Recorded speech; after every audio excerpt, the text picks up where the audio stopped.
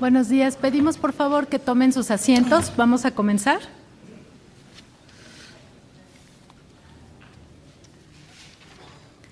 Agradecemos su presencia en este tercer día de jornadas del Simposio Internacional del Libro Electrónico. Hoy iniciamos con la conferencia magistral sobre el futuro del libro a cargo de Consuelo Sáizar. Consuelo Sáizar nació en Acaponeta, Nayarit, en 1961. Es licenciada en Comunicación por la Universidad Iberoamericana y en esa misma institución estudió Ciencias Políticas y Administración Pública. Fue gerente general de Editorial Hus de 1983 a 1990, fundadora y directora general de Hoja, Casa Editorial, de 1990 a 2002. De mayo de 2002 a marzo de 2009 fue directora general del Fondo de Cultura Económica. En 2003, el Gobierno del Reino de España le otorgó la condecoración de Orden del Mérito Civil en grado de Gran Cruz Oficial. En 2008 recibió la medalla Emilia Ortiz que el Estado de Nayarit otorga a sus ciudadanos ilustres. En marzo de 2009 fue nombrada presidenta del Consejo Nacional para la Cultura y las Artes. En febrero de 2010 fue electa por unanimidad presidenta del Comité Ejecutivo del Centro Regional para el Fomento del Libro en América Latina y el Caribe, el CERLALC. En julio de 2010, el Gobierno de la República de Colombia le otorgó la Medalla al Mérito Cultural y en julio del 2011 recibió la Orden Bernardo O'Higgins en grado de Comendador del Gobierno de la República de Chile. Es coautora del libro Gritos y Susurros, coordinado por Denise Dresser. Con ustedes, la presidenta del Consejo Nacional para la Cultura y las Artes de México, Consuelo Sáizar. Muy buenos días, muchísimas gracias a todos ustedes por estar aquí. Saludos también a todos aquellos que la verdad son la mayoría que nos están viendo fuera de este recinto a través de la formidable transmisión que por internet se está realizando. Bueno, la verdad es que me agobia el nombre de conferencia magistral, sobre todo estando tanta gente aquí que sabe muchísimo sobre el tema. Básicamente lo que me gustaría es como hacer una revisión de por qué hicimos este simposio. ¿Cuál fue el propósito? Y la verdad es que creo profundamente en las conversaciones colectivas y creo profundamente en el aprendizaje in situ. Uno aprende muchísimo conversando personalmente con los eruditos. Lo cierto es que hablar con Patricia Arancibia, con Fernando Zapata, con Joaquín Díez-Canedo, con Milagros del Corral, ayer comimos con Alberto Mangel, es verdaderamente un gran aprendizaje. Lo es también Rogelio Carvajal, Sandra Lorenzano y muchos de los que se encuentran aquí. Y decidimos que era el momento de hablar sobre el libro electrónico, sobre todo en nuestro idioma. Ha empezado a crearse una gran distancia entre lo que se está produciendo para el libro electrónico y lo que estamos realizando para el idioma español, lo que se está produciendo para el libro electrónico en inglés y lo que estamos realizando para el español. La verdad es que estoy muy gratamente sorprendida y muy agradecida con Laura Emilia Pacheco y con Socorro Venegas por haber hecho esta convocatoria y por el proyecto que armaron. El segundo propósito era, a raíz de la reflexión, ¿qué políticas de Estado se deben de tomar? Desde el CONACULTA, ¿qué tendríamos que hacer para empezar a generar, digamos, la plataforma o continuar con la plataforma que permita justamente ofrecer al lector las diferentes alternativas de lectura? Carlos Monsiváis hablaba que México había tenido tres grandes hazañas culturales en el siglo XX. Él decía que la primera, que fue la de principios del siglo XX, que fue, bueno, la autonomía de la gran Universidad de México, que es la UNAM, y la campaña alfabetizadora de José Vasconcelos, a la que ya se ha hecho referencia aquí. Y fue la hazaña cultural de la educación. La segunda fue la de mediados del siglo, más o menos hacia mediados del siglo, que fue la creación de difusión cultural justamente de la UNAM, aquella etapa esplendorosa de Jaime García Terrés, donde verdaderamente se hace una oferta cultural al servicio de la ciudadanía que logra conjuntar enormes talentos, tanto de la literatura, de la música, del baile, que se ha vuelto verdaderamente mítica. Y por supuesto la fundación del Fondo de Cultura Económica. Esta Monsiváis la llamaba la hazaña cultural propiamente. Y la de finales del siglo, que era la del Canal 11 y la del Canal 22, que es la tecnológica. A raíz de allí, bueno, en México, y lo digo para todos los que, haciendo una especie de capitulación, tenemos tres grandes instancias editoras o impresoras, que es, voy a escribir aquí porque no puedo resistirme a hacerlo, que es, ¿qué falló? Va a fallar la tecnología.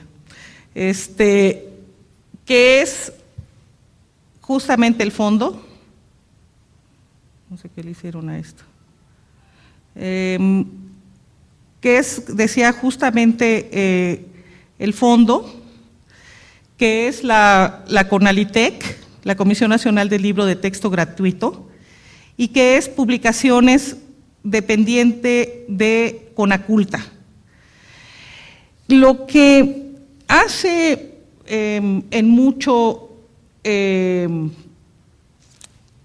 fondo es preservar un catálogo canónico, el gran catálogo canónico, no solo, digamos, de México, sino con un aliento latinoamericano que ha cumplido con enorme eficacia y que a lo largo de sus años se ha expandido también al ámbito de las librerías y al ámbito de a través de sus filiales, al ámbito de la distribución panamericana. El fondo ha sido fundamental para leernos los unos a los otros y ha sido además importantísimo para establecer una distribución de libros. Me detengo un segundo en el fondo para explicar el papel fundamental y luego retomaré el argumento. El fondo tiene 9 filiales en el extranjero, está México y sus 9 filiales, y lo que hace es exportar hacia esas 9 filiales libros mexicanos y traer de las nuevas filiales libros de esos países a las librerías del fondo. Ricardo Nudelman ha hecho un trabajo verdaderamente admirable, por supuesto conducido, dirigido por Joaquín Díez-Canedo. Y lo que han logrado es que esto, que parecería natural, ayude a que nos leamos todos aquellos que habitamos la patria de la ñ, esa patria intangible, cuyos únicos límites, si es que existen, son los acentos. Y aquí se presenta justamente uno de los temas que quiero tomar después, que es la distribución. Ese libro de papel presenta el gran reto de la distribución. La CONALITEC, bueno, no quisiera ahondar en lo de la CONALITEC, es probablemente la imprenta más grande del mundo. Por allí tengo el dato de cuánto está editando al año, pero es verdaderamente impresionante. La CONALITEC se crea por el presidente López Mateos bajo la dirección, la concepción de uno de los grandes hombres de letras del siglo XX mexicano, que es Jaime Torres Bodet, un excepcional secretario de Educación, y la idea es dotar de libros de texto gratuitos a todas las comunidades. Se distribuye a lo largo de toda la República Mexicana y hasta el más remoto rincón de la patria recibe una dotación. Todos los niños que habitan incluso en el más remoto rincón de la patria reciben una dotación de libros. La Conalitec hace un trabajo excepcional, la Secretaría de Educación Pública está al cargo, digamos, de los contenidos y es uno de los grandes logros de la Revolución Mexicana. Y luego está publicaciones de Conaculta. Publicaciones a lo largo de, bueno, aquí saludo a su directora, Laura Emilia Pacheco. Publicaciones, curiosamente, y eso prácticamente la gente lo desconoce, pero Publicaciones se hace cargo de la edición, por supuesto, de libros, y esta edición básicamente es el rescate de libros que no circulan, la reedición de libros importantísimos para complementar el canon que edita el fondo, pero que prácticamente no circulan, y por otro lado el lanzamiento de nuevos talentos. Lo hace de una manera muy eficaz. Ha tenido a lo largo de los años colecciones importantísimas, 100 de México, lecturas mexicanas, que contribuyen en mucho a fomentar sobre todo la lectura. Se hace cargo también del fomento a la lectura. Y este fomento a la lectura, en este aspecto, sobresale sobre todo algo que me parece verdaderamente ejemplar, que está al cargo justamente de Socorro Venegas, que son las salas de lectura. Un proyecto que CERLAL, y de verdad que yo no tuve nada que ver, fue una agradabilísima sorpresa, acaba de premiar como uno de los proyectos ejemplares de promoción de la lectura a nivel internacional. Y es una dotación de 100 títulos, hemos venido afinando, digamos, esta entrega a una persona que con deseos de leer, junto con sus amigos, junto con sus vecinos, junto con sus familiares. Y ayer en la comida Manguel nos decía que esto le parece uno de los proyectos más exitosos que ha visto justamente de promoción de la lectura. Y Publicaciones se hace cargo también de todas las ferias del libro, cosa muy importante. Es decir, gran parte de la promoción internacional del libro mexicano y de la labor escritural mexicana corre. Sí te puedes sentar allí, Fernando, estás perfecto. Corre a cargo de Publicaciones, entre muchísimas otras cosas que se hacen, como por ejemplo organizar este coloquio. Nosotros, a la luz de todo esto, y justamente después de observar con enorme cuidado lo que está sucediendo a nivel internacional con los retos digitales, nos planteamos un proyecto que pretende preservar el canon literario, digitalizarlo y difundirlo. A lo largo de estos 2 días hemos escuchado básicamente 2 posiciones. Quienes advierten sobre la tecnología y sus peligros, o previenen sobre ellos, y por otro lado quienes admiten con claridad que es un proceso que se viene presentando y que ya es inminente y que es, digamos, más bien habría que prepararse para ello. Y repito, como autoridad cultural siempre existe el planteamiento de qué hacer justamente ante esto que no dudo en calificarlo de desafío. Es cierto que México es muy extenso. A mí me gusta decir que México es grandioso. Es muy grande, es muy difícil establecer bibliotecas en cada uno de los rincones. Y es indudable que la tecnología nos va a ayudar a dotar de mejor manera a las regiones que no cuentan con una biblioteca física de contenidos. Dentro del proyecto cultural del siglo XXI mexicano, hemos diseñado 3 grandes áreas de trabajo, que son: el primero, hacer valer que México es uno de los países con mayor número de hispanoparlantes y conformarnos como una plataforma intelectual del español. El segundo es hacer una gestión cultural mucho más al servicio de la sociedad, que no es cosa menor. Y la tercera, que es lo que hemos llamado la decisión de futuro, que es justamente el tránsito, en inglés es mucho más preciso, del brick al click, del ladrillo, digamos, a lo electrónico. ¿Qué hacer?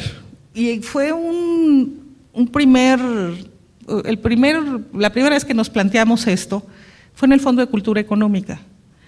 Hacer una librería de ladrillos y dotarla de libros de papel, o digitalizar y poner en línea.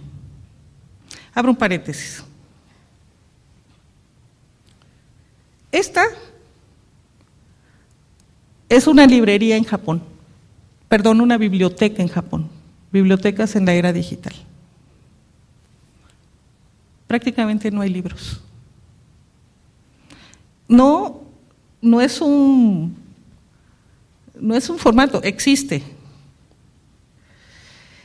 Cuando la revista se propone hablar precisamente de las bibliotecas digitales, se dan este lujo, Beauty and the Book, y seleccionan muchas de las mejores bibliotecas a lo largo de la historia.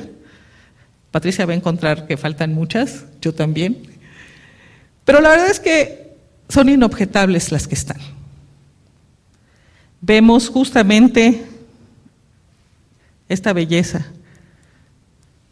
Y recuerdo el libro precisamente de Mangel sobre las bibliotecas y lo que significa, sus atmósferas, sus historias. E inevitable recordar al mítico Avi Warburg, ¿no?, que diseñó para cada uno de sus libros un espacio en un edificio que mandó a hacer especialmente. Es decir, cada uno de los libros tenía su propio diseño y su propio espacio en esa biblioteca. Aquí empiezan a estar ya más modernas y concluye con estas. Esta es la Biblioteca Vasconcelos de Buenavista. Si no han vivido esa experiencia estética, los invito a que lo hagan. Y luego continúa, después de decirnos, mira, así eran, así se diseñaban, ve hacia dónde vamos. Son más bien espacios públicos, espacios lúdicos, espacios de disfrute, en donde pues de repente podemos encontrar algún libro de papel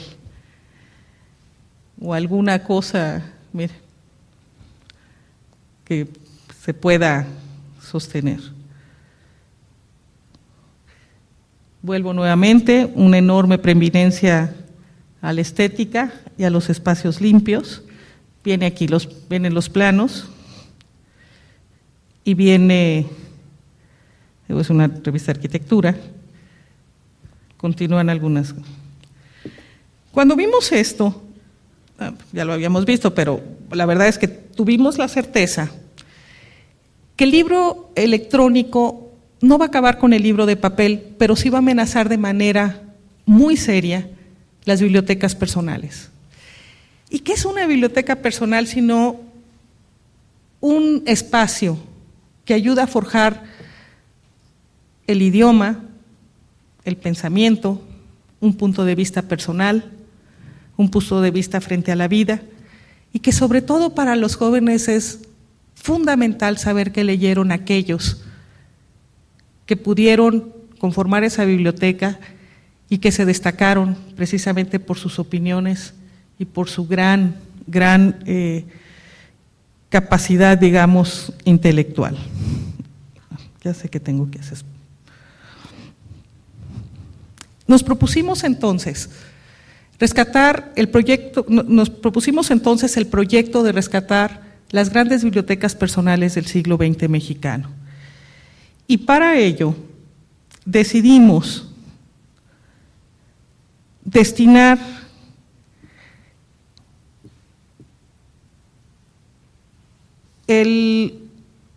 la Ciudadela, uno de los edificios más entrañables del país, para que se convirtiera en la ciudad de los libros y pudiéramos alojar allí las bibliotecas más destacadas que pudiéramos conseguir de los mejores hombres y mujeres de libros de México. Este es, digamos, el proyecto que estamos echando a andar, que tendrá que quedar terminado el año próximo. Aquí se ve la intervención que hizo a mediados de los 80, ¿dónde anda aquí? El arquitecto Abraham Zabludovsky. Y digamos, sería parte de la remodelación que haremos. Allí está ya alojado el Fondo José Luis Martínez, con un diseño del arquitecto Alejandro Sánchez. Están colocados los libros, está colocada la biblioteca de don José Luis. Este es un recorrido virtual, pero esta ya está terminada al 100%, tiene alrededor de 1,500 visitantes al mes. Para los investigadores ha resultado verdaderamente fantástico. Si no la han visitado, los invito a que lo hagan. Y tiene varias particularidades. La primera, los libros están acomodados como los tenía don José Luis en su casa. Entonces es muy impresionante ver, por ejemplo, toda la colección, su colección de literatura del siglo XX mexicano, los grandes escritores, pero luego, por ejemplo, su colección de revistas. Hay revistas que yo nunca hubiera sospechado que don José Luis tenía, pero la verdad me impresionó. Estas revistas, por cierto, están digitalizadas de manera que con el uso no se dañen, sino que las podemos ver en iPad o las podemos ver, más bien en tablet, o las podemos ver en pantalla. La segunda, antes de colocarse, y quiero felicitar y agradecer a Fernando Álvarez del Castillo su enorme profesionalismo y cuidado, se digitalizaron todos los libros en 3 niveles. El primero, se digitalizó el contenido con enorme cuidado para preservarlo. Si pueden, vayan para que vean cuál es el sistema con el que se está digitalizando esto. Lo segundo, se digitalizaron todas las notas de don José Luis. Es decir, si algo le llamaba la atención de algún libro, de alguna de las afirmaciones de algún autor de algún libro, están digitalizados todas esas opiniones. Voy a poner el segundo fondo bibliográfico mientras sigo explicando lo que estamos haciendo. Esta es la biblioteca de don Antonio Castro Leal.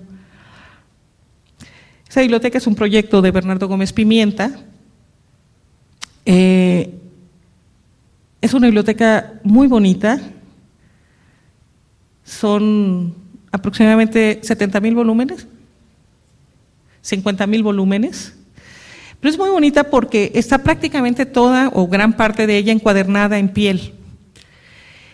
El acomodo que tenía don Antonio Castro Leal, rector de la UNAM, uno de los 7 sabios de México, diplomático, es muy peculiar. Los tenía acomodados por países y por idiomas.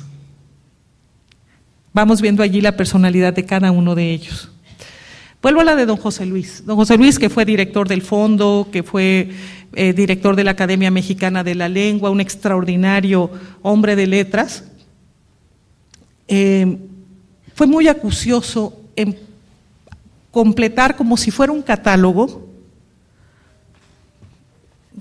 ahí está ya, ¿no? Como si fuera un catálogo, su biblioteca. Es increíble. Y este catálogo está allí en la biblioteca, uno puede buscar, ¿no?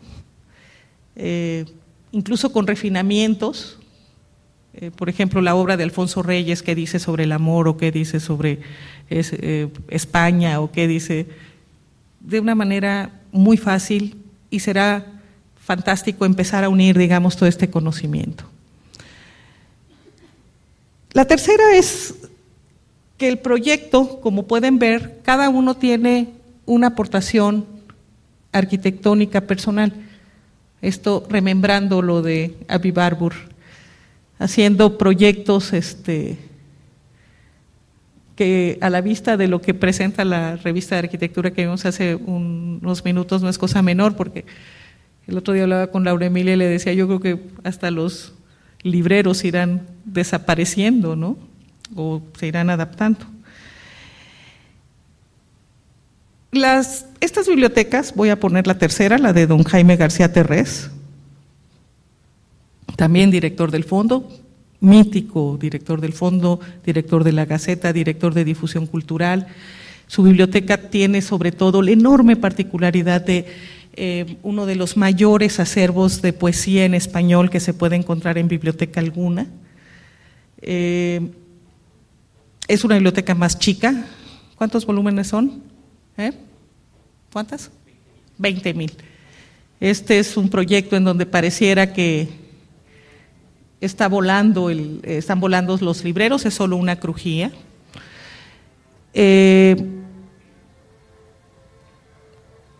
Y les decía que los proyectos tienen la particularidad de que se están creando microclimas al interior de ellos. Esto para preservarlos de mejor manera los libros. Tienen unas inyecciones de aire frío y unas extracciones de aire caliente para mantener siempre la temperatura y que los libros no tengan ningún problema. Los que son bibliotecarios lo saben muy bien. Existe un equipo de bibliotecarios perfectamente conocedores del proyecto.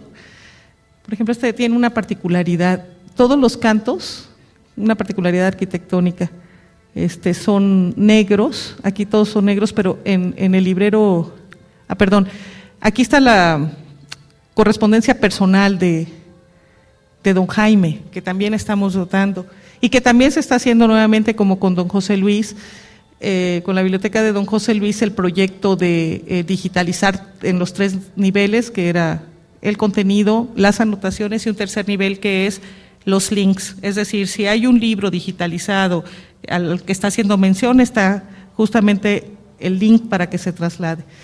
Tiene un proyecto de aportación artística de Perla Krause, la de don José Luis de Betsabe Romero. La idea es, con todo este material, crear un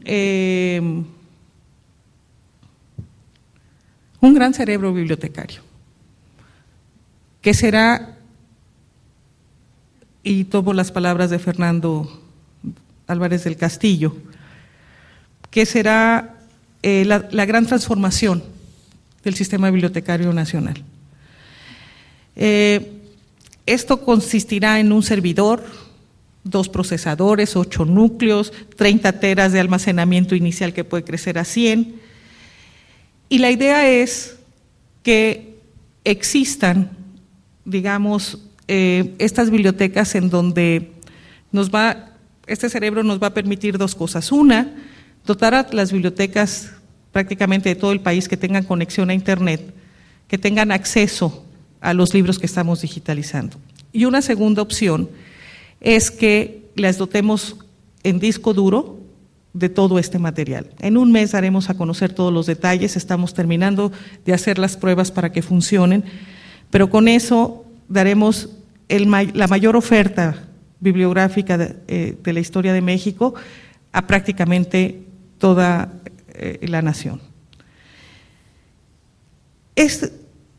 La verdad es que no solo bueno, también hay un segundo paso, que es todos aquellos libros que estén libres de derecho, les vamos a poder dar un password, una clave a los usuarios.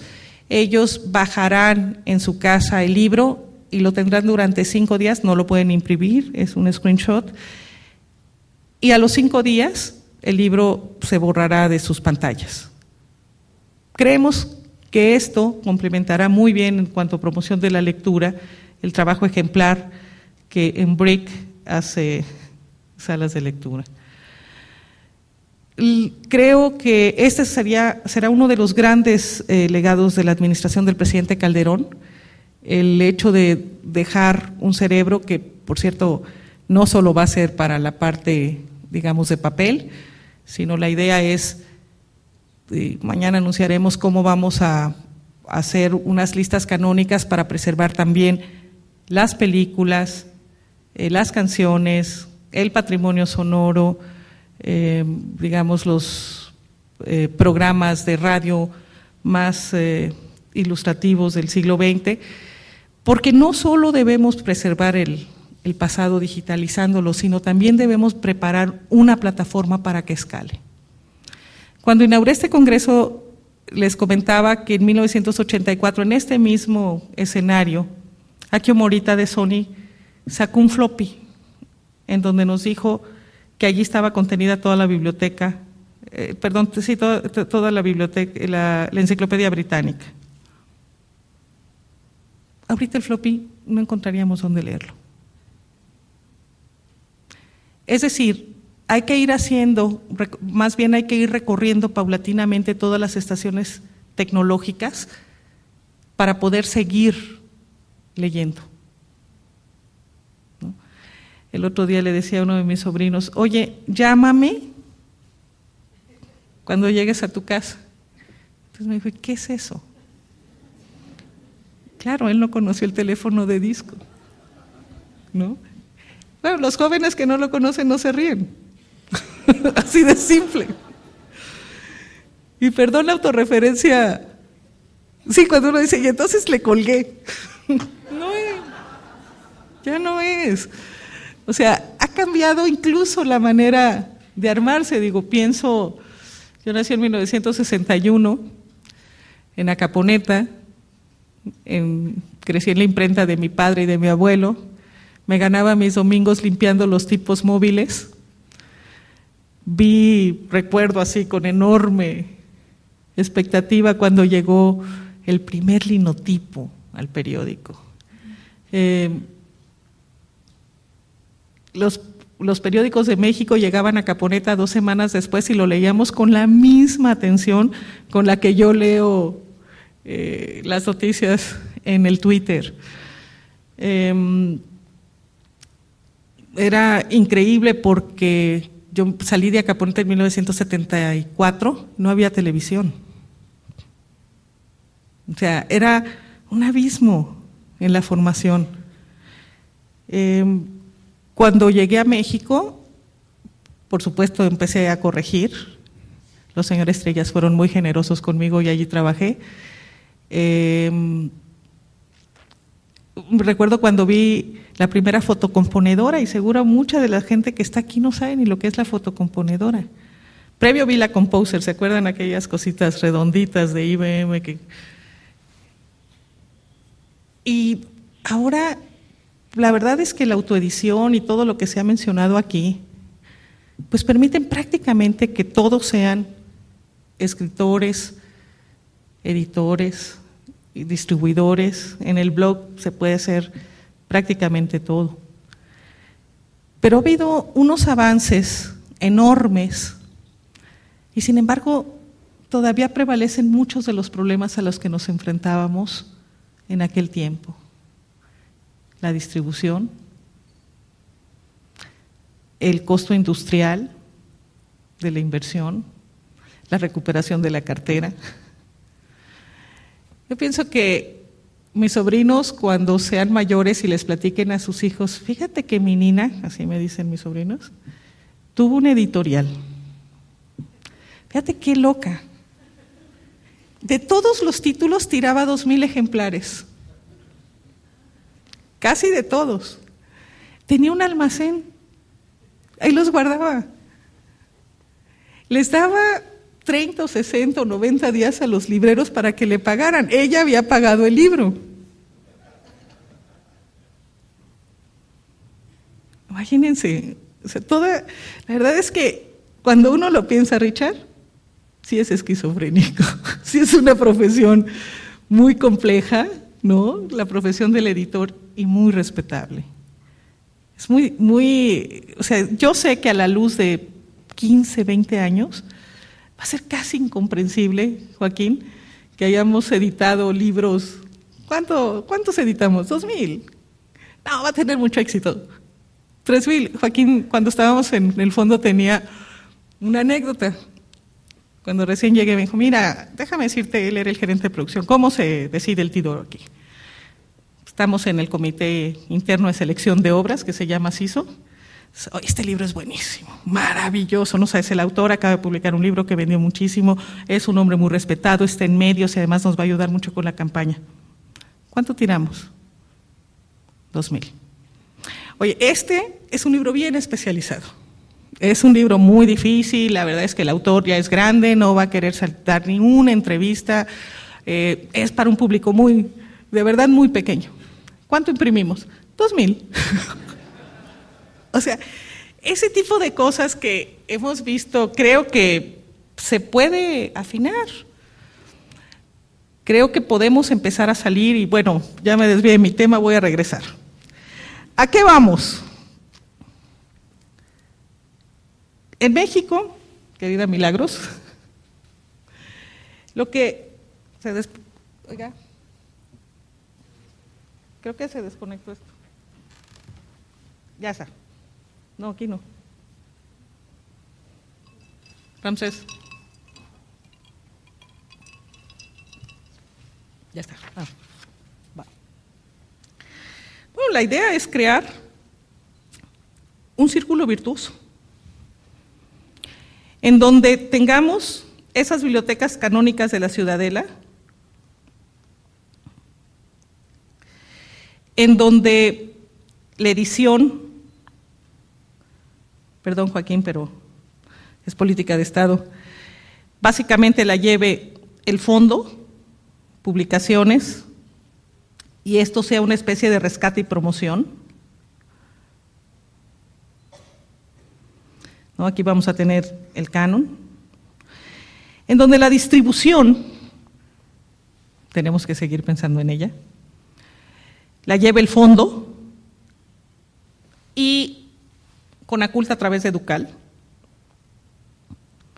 el fondo a través de sus librerías y sus filiales, Educal con sus librerías, en donde digamos, la promoción de la lectura, el fondo también hace una labor ejemplar, a cargo de Conaculta, fondo y todas las instancias de la SEP que también, y en donde tengamos la digitalización de contenidos, con listas canónicas para preservar. Todo esto, más allá de discusiones, más allá, digamos, de si es pertinente o no leer en pantalla, si es pertinente o leer un contenido, como autoridades culturales, la idea es que, repito, más allá de conveniencias tecnológicas o rentabilidades financieras, lo que debe prevalecer es preservar los contenidos para que el lector lo pueda hacer en el formato que él decida, en el formato que más placer le provoque. Muchas gracias por escucharme.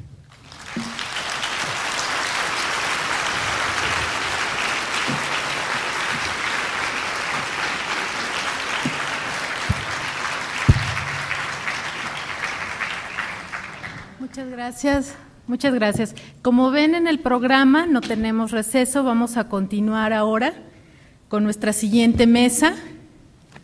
Le pedimos por favor a Patricia Arancibia y a Nubia Macías que nos acompañen.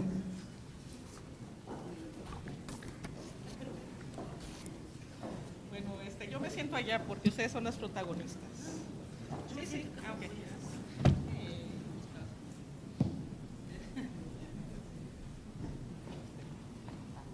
Oye, maravillosa.